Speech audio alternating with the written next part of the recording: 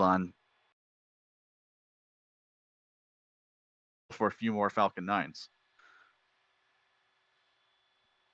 Yeah, that'll be certainly interesting to see if they are able to hop into the manifest for SpaceX at some point.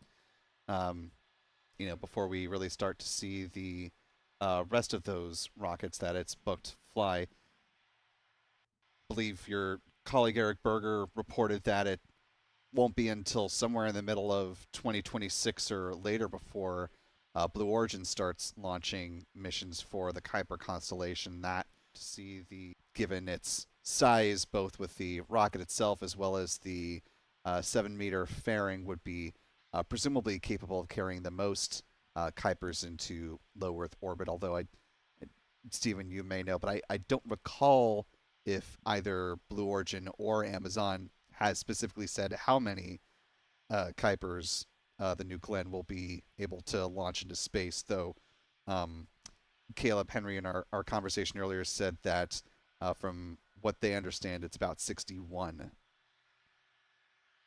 Yep. Yep. Will, can you hear me? Yep, I still got you. Yeah, that's the number I have off the top of my head as well. 61, around 61 Kuiper satellites per New Glenn flight, and I think that memory serves 45 for a 23. Vulcan launch. Gotcha. And we do have a new T0 for the Starship launch. It's 723, closer to 724 for those who are watching live and in person. So our countdown clock moving back again, now less than 58 minutes ahead of the planned flight of Starship Flight 11. So good news, Stephen, that we've got a moving clock once again. Yeah, so still well before sunset, so still a daytime launch, and yeah, I guess we're what 3 or 4 minutes away from start of prop load if everything is according to the timeline.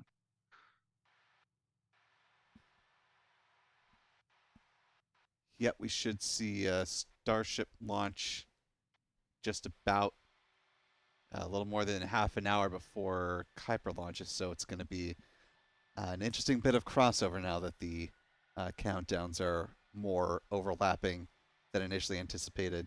For those of you who were not with us at the beginning of our broadcast, we will have a dedicated, separate Kuiper stream where you'll be able to follow the fueling timeline for that mission. Unlike our typical flights or launch coverage, it'll be slightly lighter commentary since there's only one of me, and we'll be focusing predominantly up on the Starship launch since it has the mission milestones, the pre-launch milestones that are happening first, and we'll toggle back and forth, of course. So light commentary, but we will have a dedicated stream beginning about an hour prior to liftoff on that mission. So we're just a little more than half an hour, about 40 minutes away from the start of our Kuiper stream.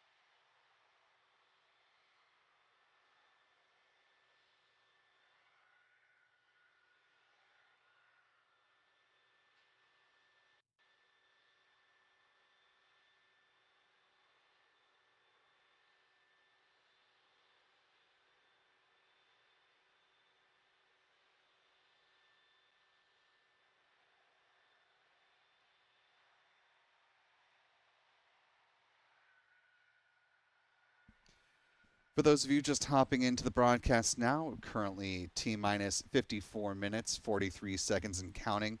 SpaceX is counting down towards liftoff of Starship Flight 11 with a new T0 of 6:23 p.m. Central, 7:23 p.m. Eastern, 23:23 UTC for our friends joining around the world.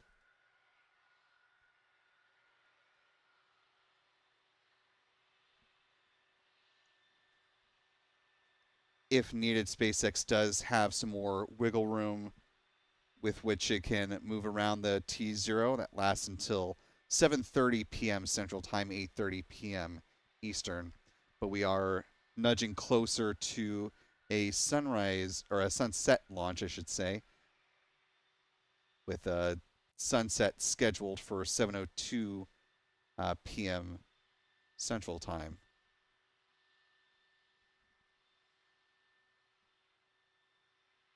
Just taking a look at our view from friend of the channel, Pete Carson's with Max Q Productions. You can see a little bit of movement on the water, a little bit of a breeze with those brushes in the foreground, but it looks fairly pleasant down there at South Padre Island, looking across the water towards Starbase. Nice little group photo as well, a good memento for that group of folks traveling from perhaps as close as Brownsville, Texas, or Stephen, I know from the last time that you were down there and the times that I've been fortunate enough to be down there, there are people that quite literally travel from all over the world to be down there in the vicinity of Starbase when it comes time for a rocket launch. Just pulling on your past memory and experience of having been there in a reporting capacity, what's kind of the mood like when you get down to this point of being less than an hour ahead of a launch like this? Yeah, typically at this point in my experience, it's quite a festive atmosphere. A lot of some music playing. The live stream from SpaceX, of course, will be playing as that gets closer to actually starting to have an update on where things stand with the countdown and the launch itself.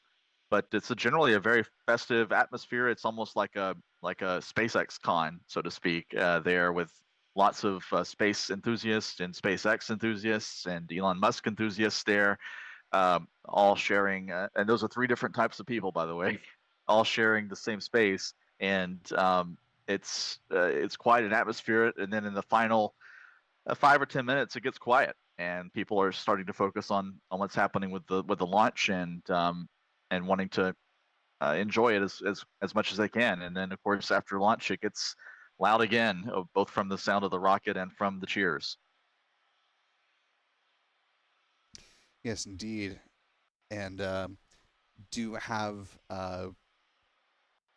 latest tweet from SpaceX that the Starship team is go for prop load. Fueling of the rocket should be uh, underway now as we're T minus 51 minutes, 16 seconds and counting.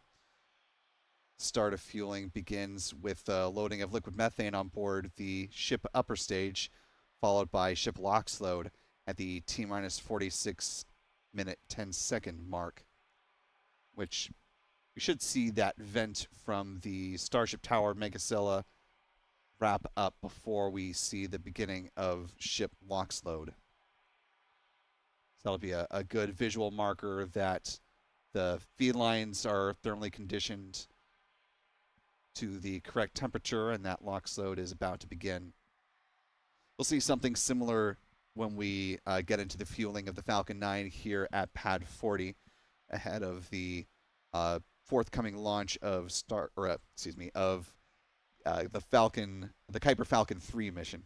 Gosh, there's too much happening today.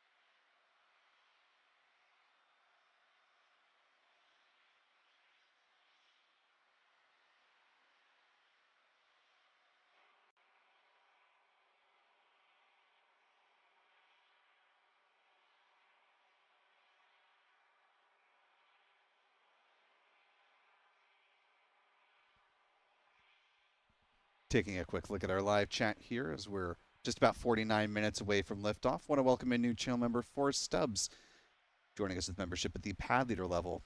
Welcome aboard, Forrest. We're glad to have you with us.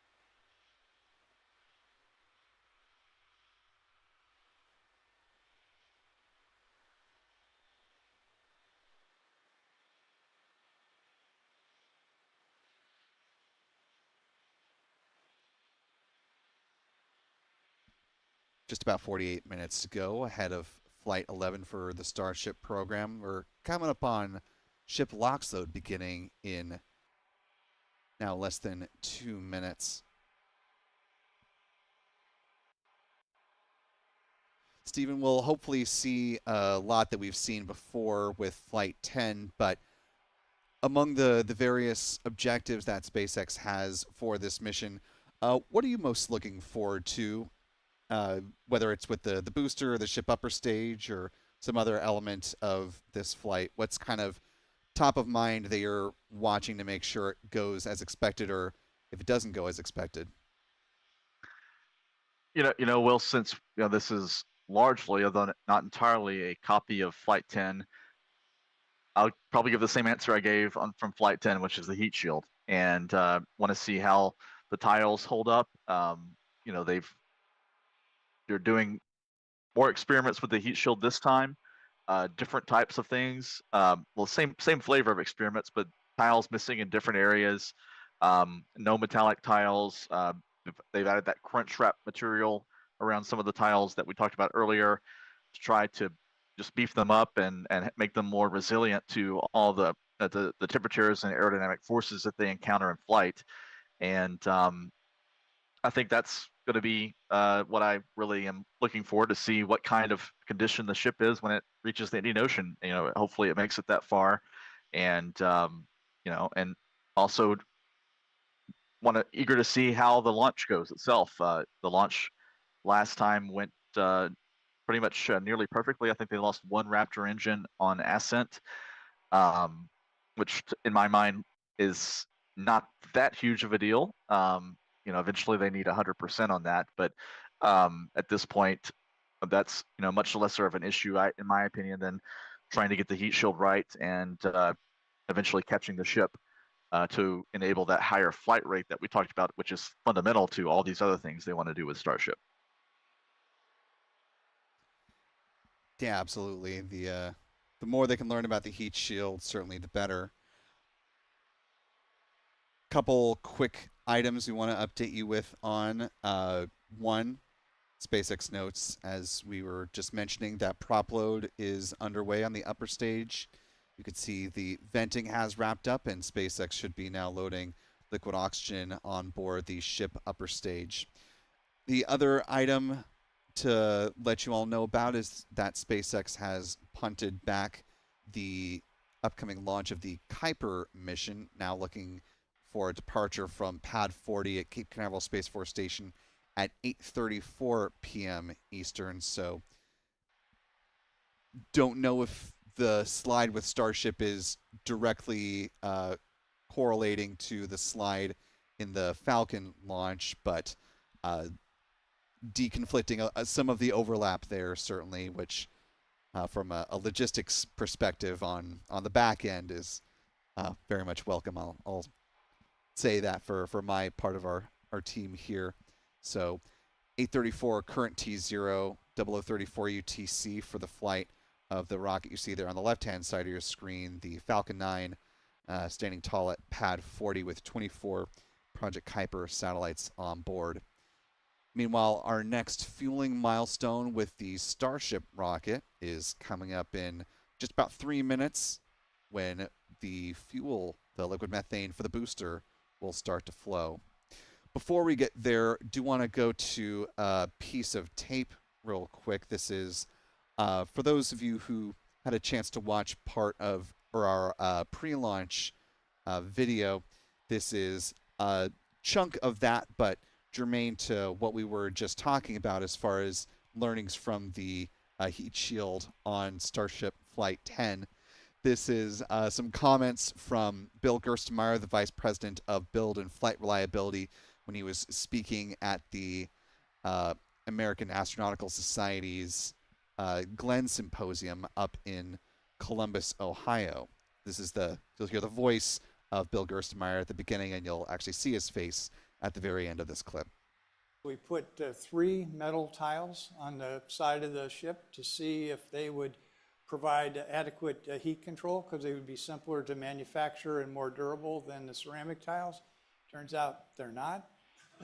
They didn't do so good, and they oxidized extremely nice in the high oxygen environment, so that nice orange color, kind of like a shuttle external tank color, and maybe paying homage to the shuttle program, was created by those 3 little metal tiles up on top. Gerstenmaier says the white coloration is from an ablative material underneath the heat shield tiles. And when it ablates, it creates this white residue. So what that's showing us is that we're having heat essentially get into that region between the tiles, go underneath the tiles, and this ablative structure is then ablating underneath. So again, we learned that we need to seal the tiles. The way that NASA sealed the tiles on both the shuttle orbiter and Orion backshell was by using a ceramic cloth infused with a silicone polymer. SpaceX uses a different material that could be spotted in the darker area of the nose cone. What we found out there was we put a new material in underneath the SDI pop. We call it crunch wrap. It's like wrapping paper that goes around each tile. And then when these tiles are mechanically held in place, they're snapped in by a robot. And when we push the tile in, this little wrapping paper essentially sits around the sides of each one of the tiles, and then we cut it off on the surface. So what we found was that this crunch wrap technique is allowing us to essentially seal between the tiles without putting a gap filler in between the tiles. So this is kind of what we're going to fly on this next flight, on flight 11. When we fly here, we're going to put essentially crunch wrap everywhere and see if we can get better sealing and better tile performance moving forward.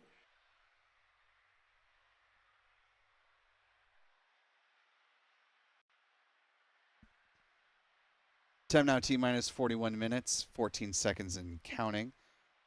Latest update from SpaceX confirming that prop load of the Super Heavy booster is now underway. And we should be getting some additional pad level views from SpaceX in roughly 10 minutes when they start their live coverage as well. So things progressing towards the final flight of version 2 of the Starship and Super Heavy. Bon voyage to this iteration of the rocket, as well as this configuration for Pad A.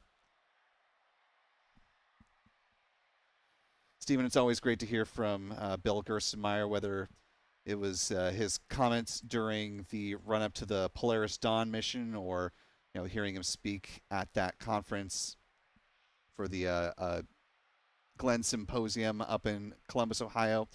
Obviously, he had more to say than just those comments. Having watched that full presentation, your thoughts on what Bill had to say about the state of the Starship program and what's coming down the road for them? Yeah, that was a great talk from Bill Gerstenmaier about a month ago now, I believe, up in Ohio. It's always good to hear him speak because he has a way of he's extremely technically knowledgeable and astute, and he also has a way of communicating very complicated concepts, let's say, to a non-technical audience. So when he explains something as a reporter, I can often quote him because he explains it in complete sentences in an easy to understand way better than I certainly could on my own. So it's great to hear him speak about things SpaceX related. Of course, he had a long career at NASA before coming to SpaceX. But yeah, I had an opportunity toward the end of that event to ask him about when SpaceX will attempt to fly all the way into low Earth orbit with Starship, because all these flights so far have been suborbital, including today's test flight. And he said with version 3, it'll probably be no sooner than flight 13. So 2 flights from now will be the soonest that SpaceX will actually attempt to go to orbit, and that hinges on a successful outcome to flight 12, which will be the first flight of the upgraded V3 version 3 of Starship. And he said that is expected to debut sometime early next year. Yeah, and version 3 carries a lot on its proverbial shoulders, certainly, with it being the future pathway for the Artemis program, for SpaceX's deep space and Mars ambitions, and of course, from a business sense, getting the V3 Starlink satellites up into low Earth orbit, as we heard Caleb talk about earlier in the broadcast. So, pretty important inflection point for SpaceX to fly out the final version 2 rocket and clear the way for some key upgrades to be made at Pad A as Pad B comes online for the first time, like you said, Stephen, with that first suborbital flight of version 3 Starship, with lots of improvements, the introduction of a new iteration of the Raptor engines, different configuration for the, actually this is a good angle to point out the grid fins, which will be shifted from their 4 grid fin configuration that you're seeing right now to a 3 fin configuration with even larger and more durable grid fins flying on the V3 booster. Right. Yeah, lots of changes coming with version 3. Also, it'll have a larger propellant tanks to try to increase the capacity and upmass capability that Starship can carry into orbit. Raptor version 3, Raptor 3 will be flying on version 3 eventually as well. So lots of changes coming, and we saw that jump from version 1 to version 2 did not go so well, and I know SpaceX hopes that that jump from version 2 to version 3 will go better. Maybe there's a better chance of that going well this time because they have all the lessons learned from version 2 they can roll into version 3. So one thing I'm also interested in is how quickly SpaceX starts dismantling the launch mount and other infrastructure at Pad A after this launch, and starts modifying Pad A for version 3 of Starship, because they're going to need Pad A to be active sometime next year. They'll need a second launch pad active, I should say, sometime next year to enable the in-orbit refueling demonstration.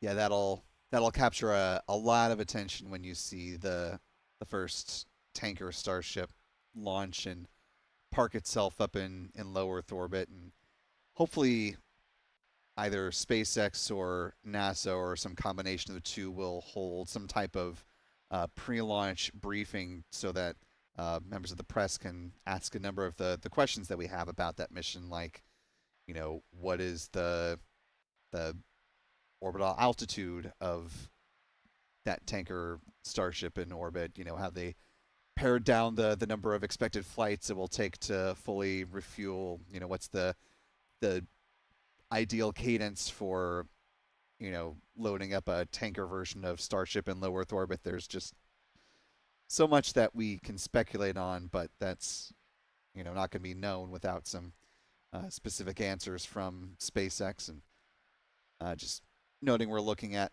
the Super Heavy booster as fueling continues on. We're just about 35 minutes away from the flight of this Starship Super Heavy booster, with the next fueling milestone.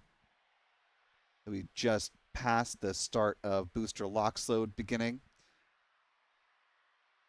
Seeing a little bit of a frost line there at the base of the rocket as LOX now just a little more than a minute and a half into the loading process. The next big milestone is coming up at T-minus 19 minutes and 40 seconds when the Raptor chill down sequence begins. And that'll be for both the 33 engines on the booster as well as the 6 on the ship upper stage.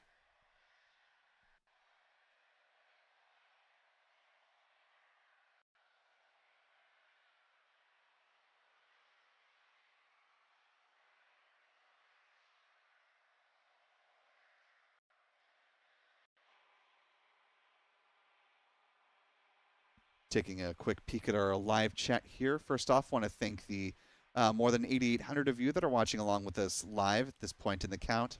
If you haven't already, you could do us a big favor just by clicking that like button and sharing the stream, allowing some more folks to find their way into this live launch coverage, since we've got about 33 and a half minutes remaining on the clock. Also want to thank Paul Kelly for gifting a Spacefly Now membership. I really appreciate that, Paul. Thank you so much for your support. And to our newest gifted member, welcome aboard. We're very glad to have you with us. Be sure to thank Paul in the live chat if you haven't already. We hope you stick around with channel membership beyond the month you were just gifted.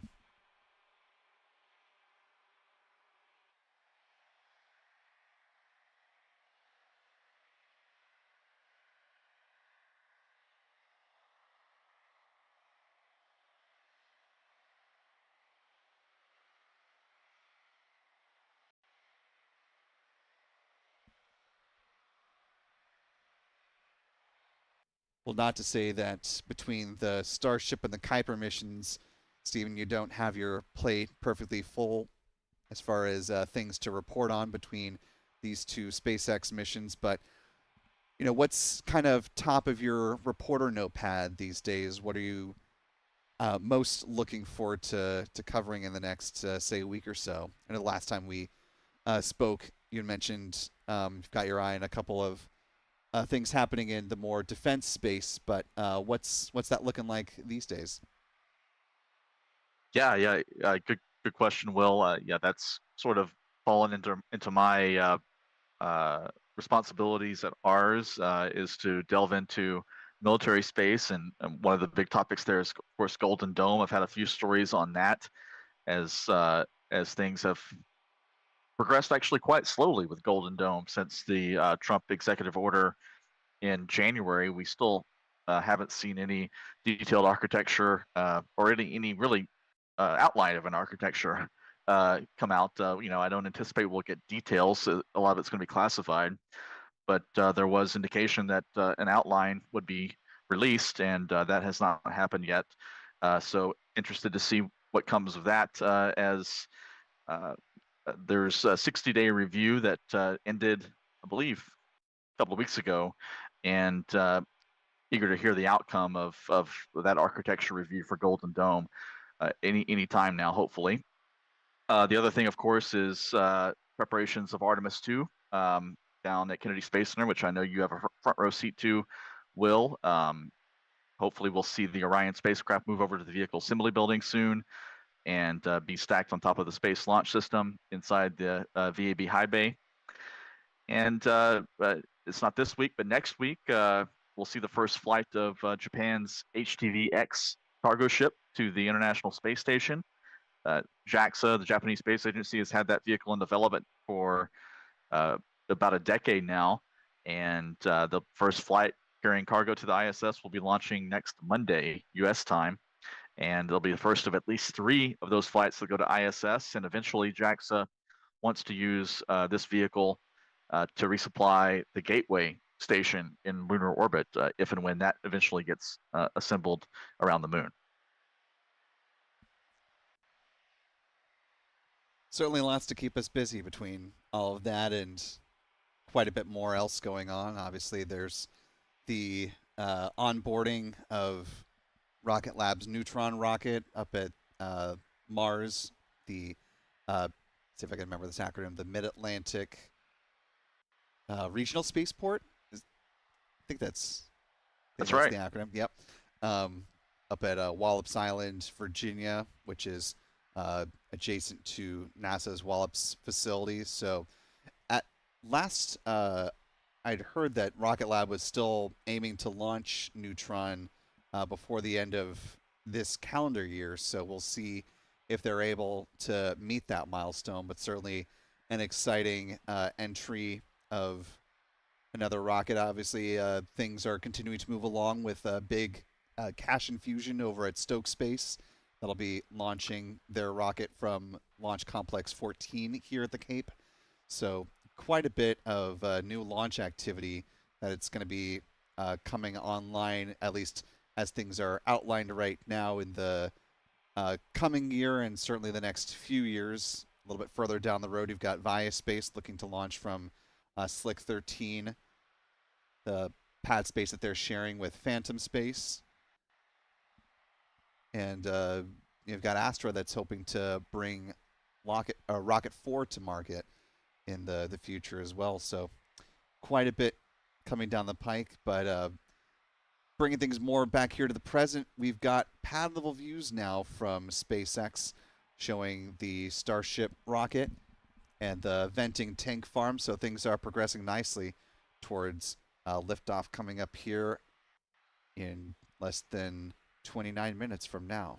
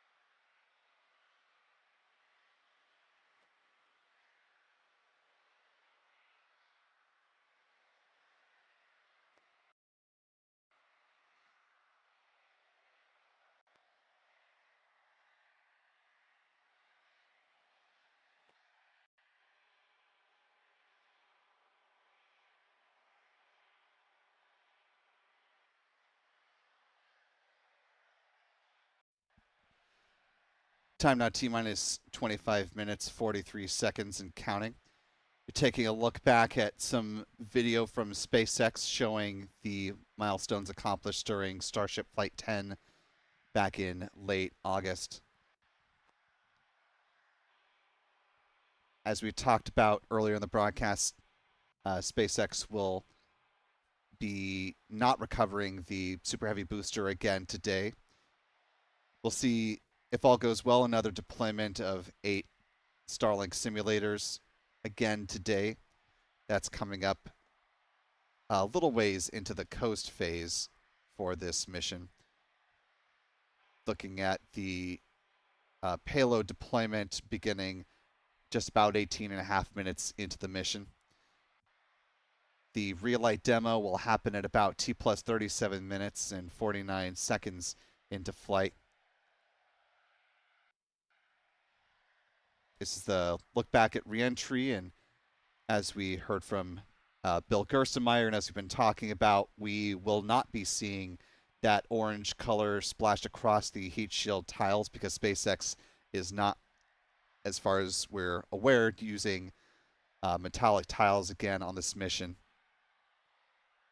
which of course oxidized and created that orange color across the heat shield.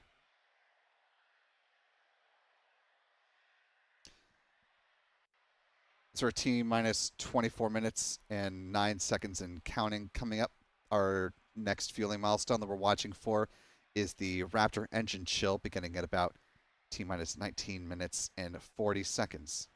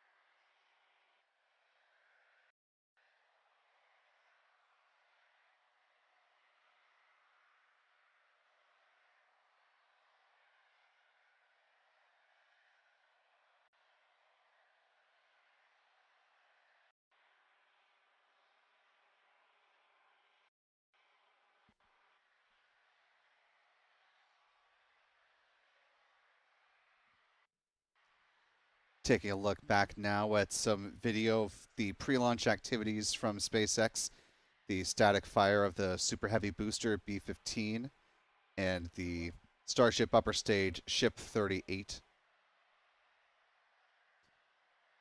This was the second and final time that SpaceX had to use the special adapter to allow for testing on the orbital launch mount, as SpaceX suffered some damage over at the Massey's test site in the pre-launch testing ahead of Flight 10.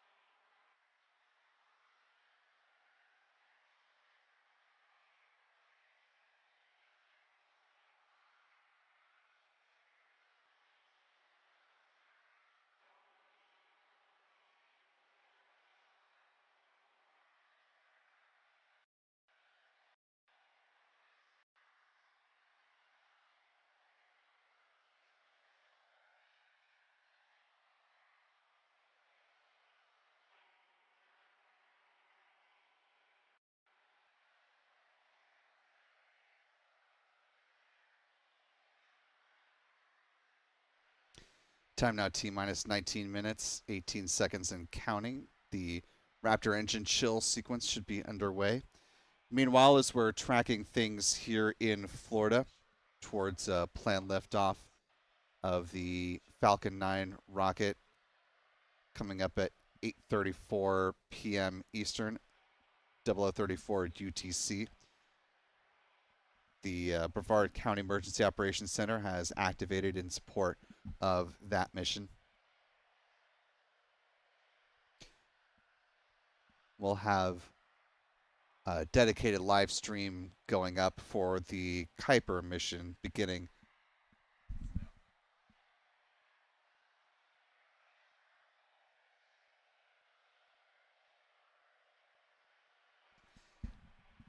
and I want to pause and retract that statement. In part, we are looking at a new T0 for the Starlink launch at 9.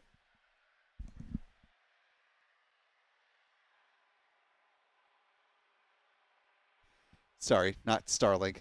For a Kuiper on board a SpaceX Falcon 9 rocket is now looking at 9:58 p.m. Eastern, 01:58 UTC.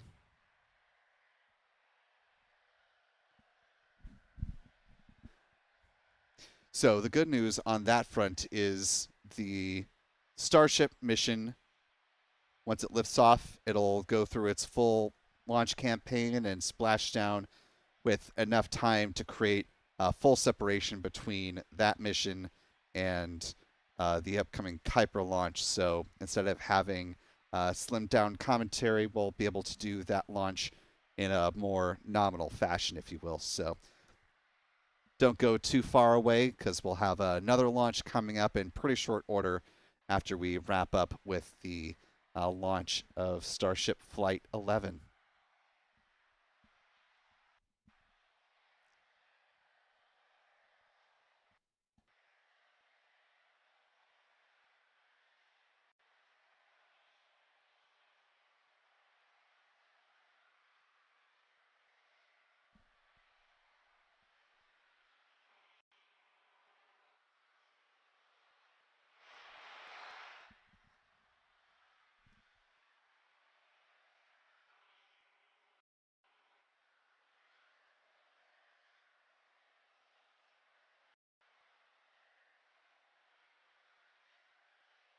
So Awesome. It's really going to be much more visceral. Yeah, you're gonna feel Great it. place It's to gonna watch. be, it's gonna be, it's gonna be awesome. All We'll be in here this time, but usually we're out there watching. Yeah. right, sounds good. Good luck Later. and have fun. Have fun. And a perhaps unplanned cameo from Elon Musk, who is not on console for this mission, as they were just about to show off the flight plan for the mission. See this animation here on the left-hand side of your screen. This will look fairly familiar for those of you who've been with us to cover Starship missions earlier this year. The Super Heavy booster will target an aquatic splashdown in the Gulf.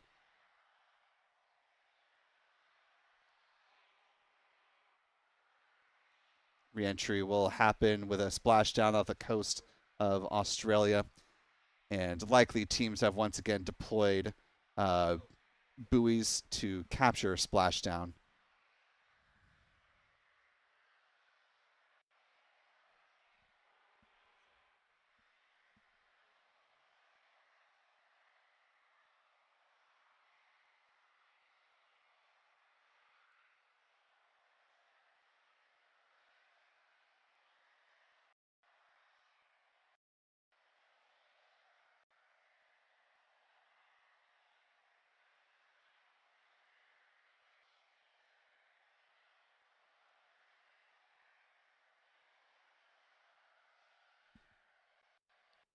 This is an animation showing Starship version 3 that will launch from Pad 2.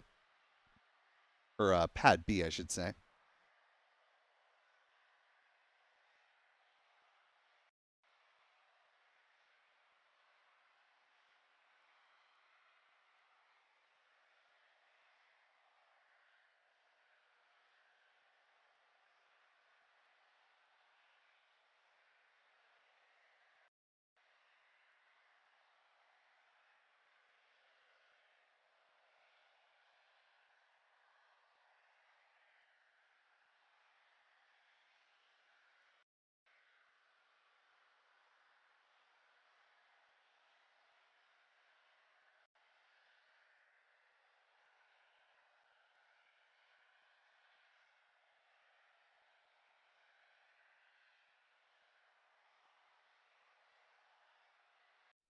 taking a look at some video of the updated fuel line transfer tube. Saw some stills of this earlier this year, but some good B-roll of this here, which SpaceX says is comparable in size to a Falcon 9 booster.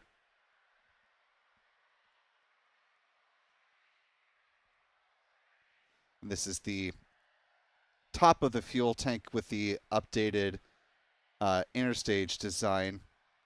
Right now, the current version of Starship and Super Heavy uses the hot stage single-use ring, which will be replaced by that. These are the newer hypersonic grid fins.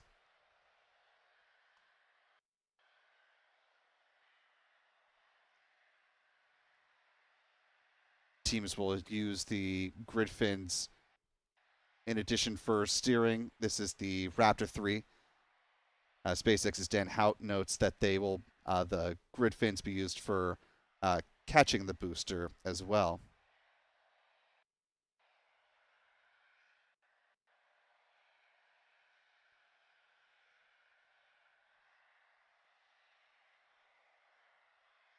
This is the vacuum Raptor 3.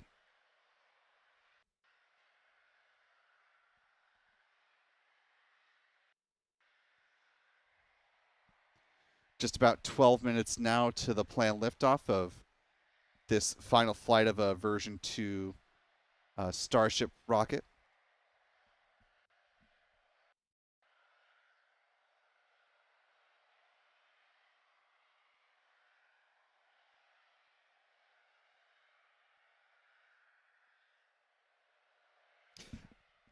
We're going to go ahead and dip into the SpaceX feed to listen to this update about the heat shield tiles and some of the work that's being done here in Florida here. Let's go ahead and listen in. In just 3 years, tile production at the bakery has surpassed the total number of tiles produced during the 30 years of the shuttle program. To go from the raw material to a finished tile, it takes about 40 hours. And today, the bakery is producing about 1,000 tiles a day. But it's set up to produce enough tiles for 10 ships per month, which is about 7,000 tiles a day, or a tile off the line every 13 seconds. So yeah, the bakery is well on its way to providing Starship with all the tiles for missions to Mars and beyond. And for today's flight, we've made a modification to the heat shield tiles. Dan, do you mind filling us in on what's being referred to as the Crunchwrap tile? Absolutely. I always love to get to do a little show and tell. So we've got thousands of these heat shield tiles covering Starship. Now they're kind of all next to each other. There's a small gap in between all of them. You got to leave a little bit of space as that metal underneath will expand and contract. That way they don't crunch into each other and start breaking. However, that lets some of that plasma kind of seep through, and we see really high heating on the sides and then down on the metal. To help fix that, we have this, the crunch wrap that everyone has heard about. So we take essentially that's called Vulcan felt that we then wrap around. And so as these tiles are next to each other, you've got a small bit in between that's going to help offset that heating.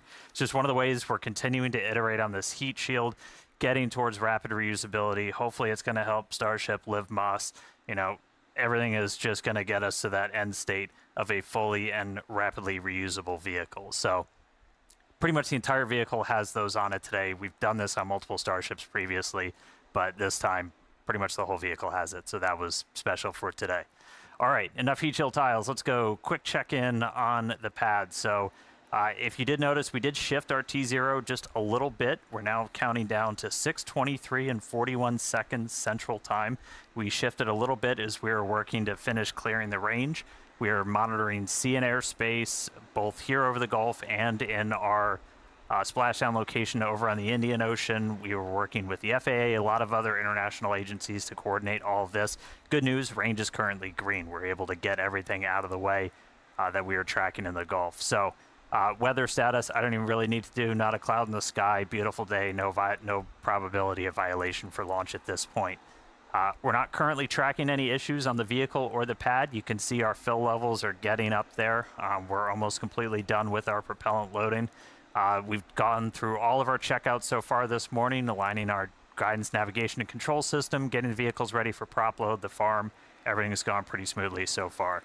We got through our go, no-go for prop load. That happens at T-minus 1 hour and 15 minutes. We've been loading fuel and locks on board the ship since about 53 minutes before launch. Booster started just about 10 minutes after that. We continue loading prop until just around 3 minutes before liftoff, and then at that point we'll be ready to go. So bottom line at the moment, we're looking real good. Again, 6:23 and 41 seconds Central Time is our target T0, so we're going to keep counting down.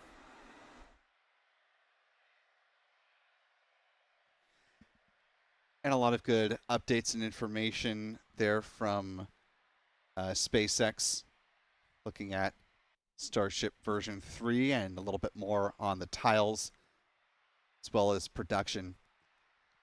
Stephen, before we get into the final few minutes of the count, we were wondering what kind of updates SpaceX may provide during its coverage. Your thoughts on the little bit we heard about regarding the tiles there in particular? Yeah, a great hands-on demonstration from Dan Hewitt from SpaceX Communications, showing that crunch wrap material that we talked about a couple of times earlier in the broadcast, the material that actually goes under and around the sides of the tiles to seal the edges around the tiles. We had not seen a good visual of that really until now, exactly how that works. Bill Gerstenmaier had a good description of it, but it's good to put a visual with the description to fully understand what they're talking about. And it does seem like a novel solution and kind of a out of the box solution that SpaceX says was effective on Flight 10, and they're going to use it in more areas of the vehicle on Flight 11. And really, really interested to see what the ship looks like when it comes down in the Indian Ocean. Yeah, we've certainly seen some burn through in previous Starship flights, so I'll be particularly watching the hinges of the forward flaps to see how those perform, and I'm assuming that's one of the areas that they've focused on in putting the crunch wrap and really shoring up those tiles, since those are among the more vulnerable areas of the ship. So should be quite interesting to see the final moments of reentry between the addition of crunch wrap everywhere and that final banking maneuver. Yep, excitement guaranteed, as SpaceX is apt to say. Indeed. We'll go ahead and let Stephen go for the time being as we cruise into the final few minutes of the count, but don't worry, he's not going too terribly far. We'll pick up this conversation on the other side of liftoff. But for now, we're just under 6 minutes away from the planned liftoff of Starship Flight 11. You can see rendering of what the updated Gigabay will look like there at Starbase. This is the animation that we showed you earlier in our broadcast from Slick 37, Space Launch Complex 37 at Cape Canaveral Space Force Station, where SpaceX is planning a couple of Starship towers for future launches of the V3.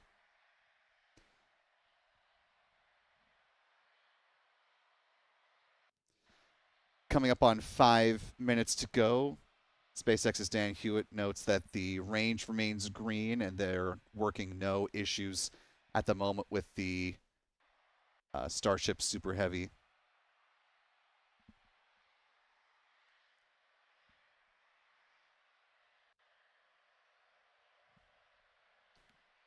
See fairly light winds, about 13 miles per hour, roughly 81 degrees Fahrenheit. Weather, range, and vehicle are all go.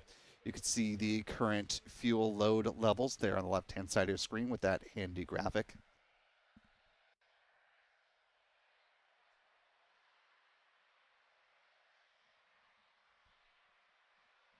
Some of the final things to count, they will arm the flight safety system. They will do the guidance, navigation, control systems checks. SpaceX is approaching the conclusion of fueling on the ship upper stage.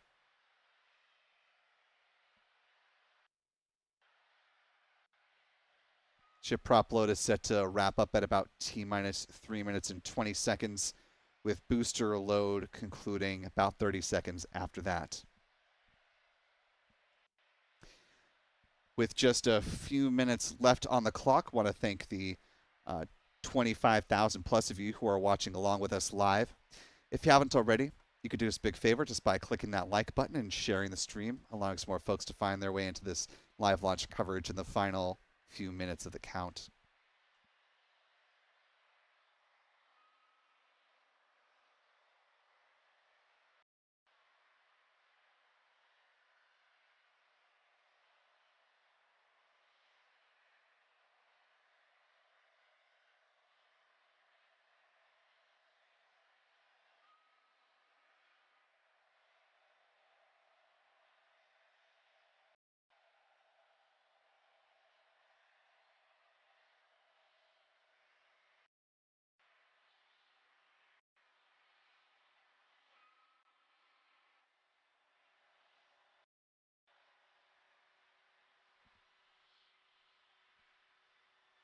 Booster prop load should be done.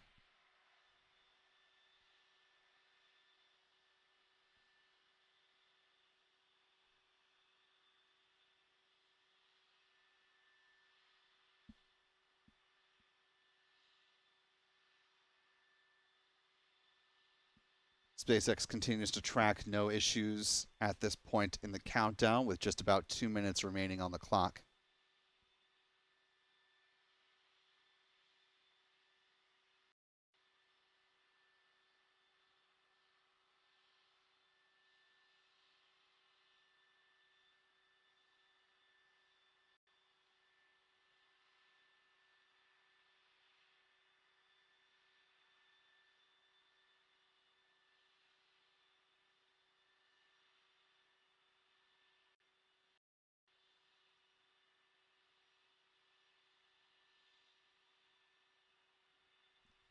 Less than 2 minutes to go.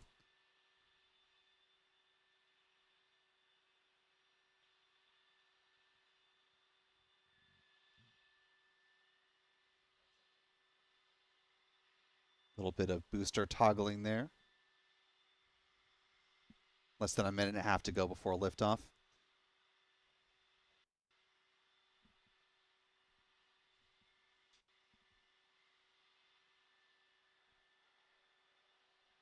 As a reminder, T-minus 40 seconds is the point at which SpaceX can hold if they need to, but right now it doesn't appear as though they're going to. Less than a minute remaining.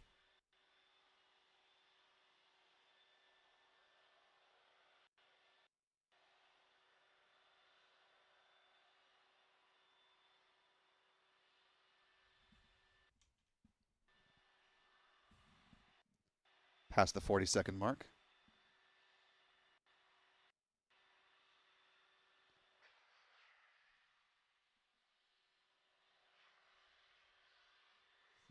They have polled go for launch. You've got about 20 seconds remaining in real time. 15 seconds. And here we go. In 10, 9, 8, 7, 6, 5, 4, 3, 2, 1. Engines ignition. And we have movement. Liftoff. Liftoff of Starship Flight 11, the final flight of version 2 of the Starship Super Heavy rocket. 33 Raptor engines ignited, and the 400-plus foot tall rocket is making its ascent from Starbase.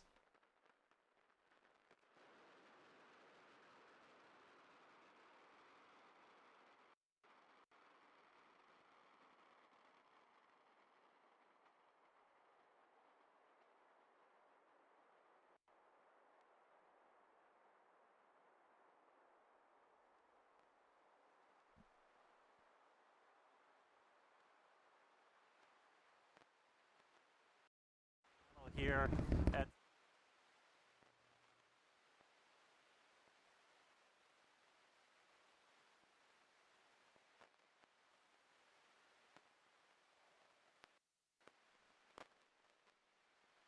We're coming up on max Q, the point of greatest aerodynamic pressure on the vehicle.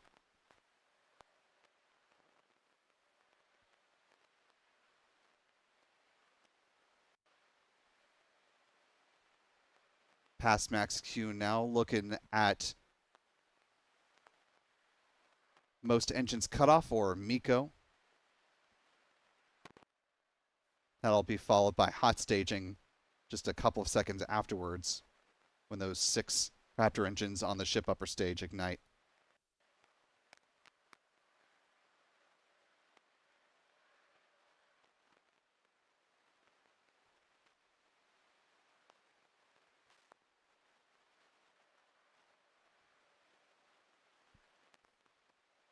Keeping our eyes open here in Florida to see if we can see the Starship rocket as it makes its pass just south of Florida. Roughly 30 seconds to MECO.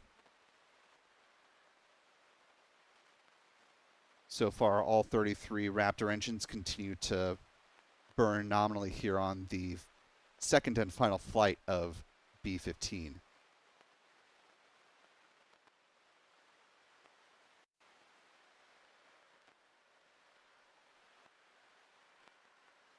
Less than 10 seconds to MECO.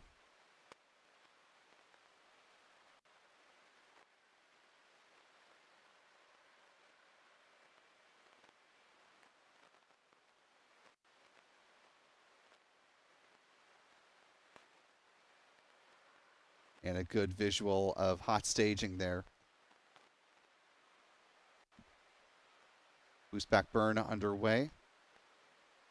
The booster will be targeting an aquatic splashdown in the Gulf. It will not return for a catch as intended with this mission.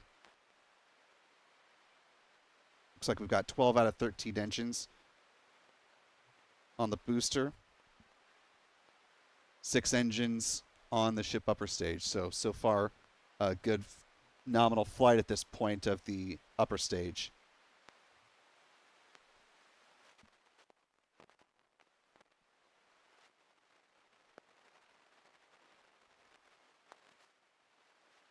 Boost back burn should be wrapping up here momentarily.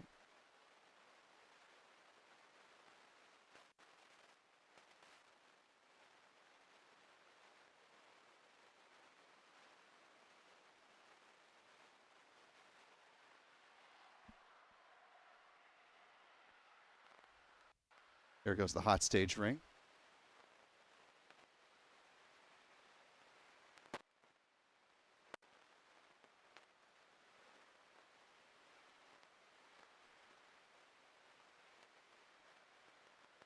Little more than 4 minutes into flight. The next milestone is coming up at about T plus 6 minutes and 20 seconds when the landing burn should happen.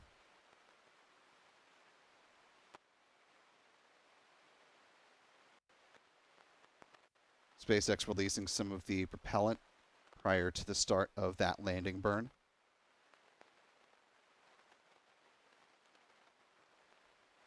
You can see the hot staging ring falling in the foreground from the camera's perspective.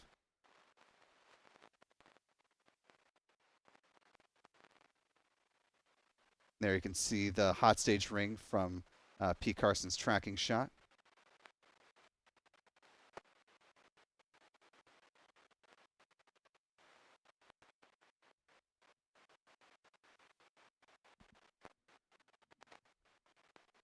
Confirmation of a nominal trajectory from SpaceX with the ship upper stage.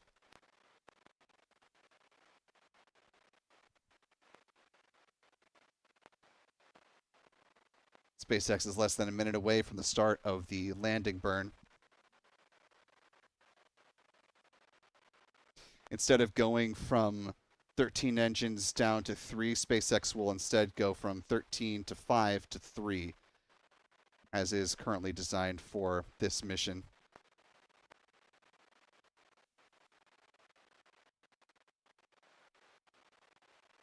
This is going to be the type of configuration that SpaceX intends to use for the version 3 edition of the ship, of the Super Heavy booster.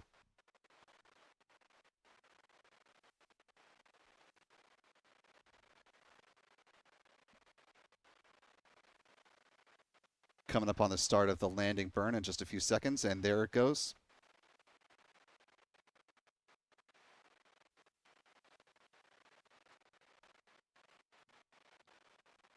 all 313, down to 5.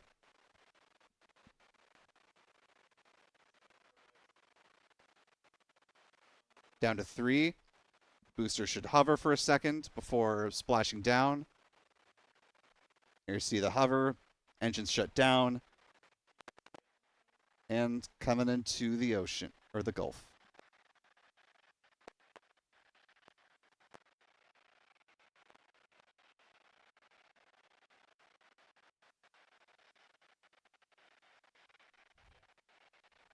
And some celebratory faces and cheering from the team at Starbase.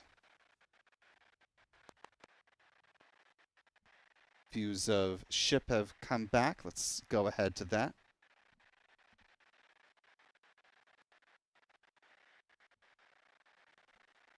All 6 Raptor engines continue their first burn on the ship upper stage, S-38. Coming up in just about a minute and a half will be Starship engine cutoff, SECO 1. That'll happen at about T plus 8 minutes and 58 seconds.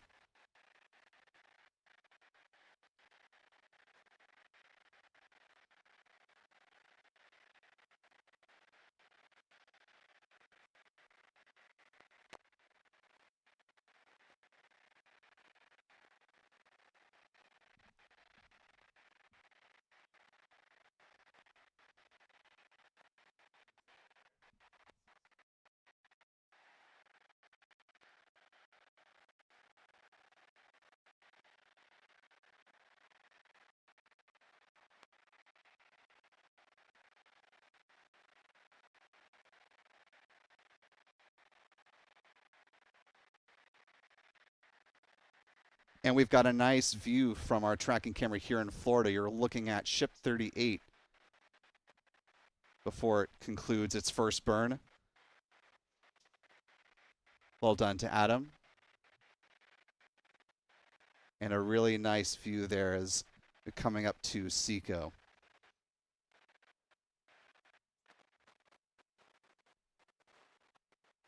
Really nice jellyfish effect there.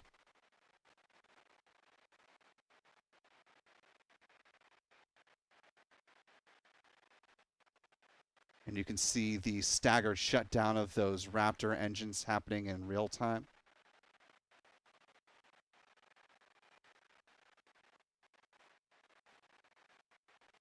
Still got good views from here in Florida. Confirmation of a nominal orbit insertion.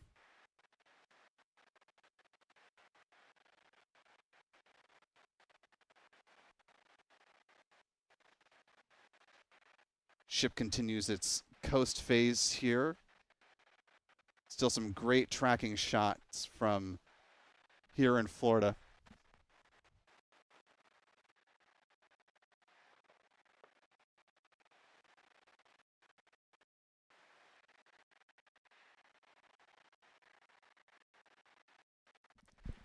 Just had to pop off mic for a brief second to see this with my own eyes. You've got a really nice view of the ship passing over the Kennedy Space Center press site here.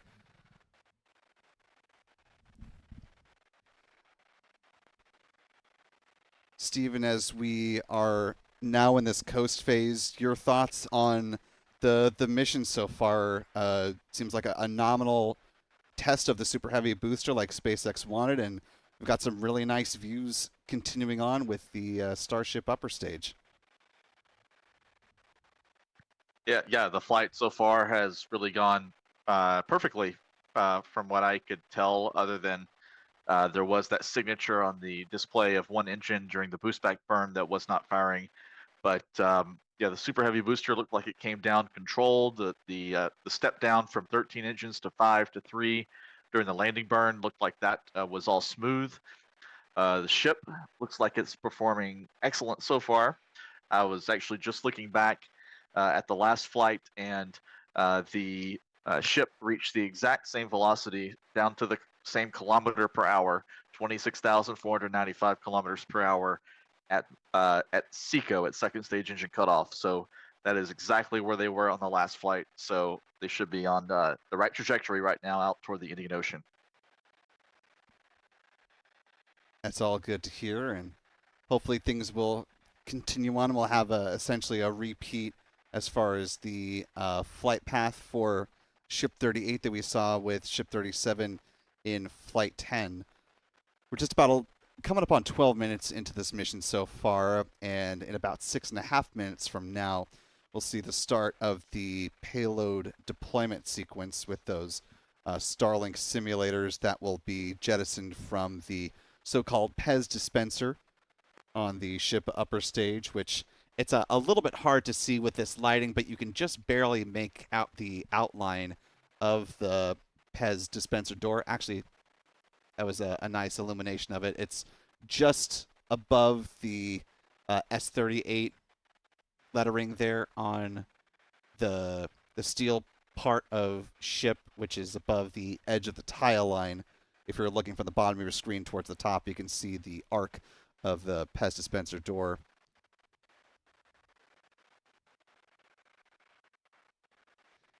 Stephen, like we've been talking about throughout the course of the broadcast, obviously among the most important things for SpaceX to get from this mission is learnings about the heat shield, but also quite important for them is to be able to capture good data about how they can deploy these V3, the future V3 version of the Starlink satellites. Yes, yes. It was pretty interesting to see on the last flight. Wasn't really sure what to expect. We've seen the animation for years now of what the PEZ dispenser is like, but to see it in action last time was really kind of cool.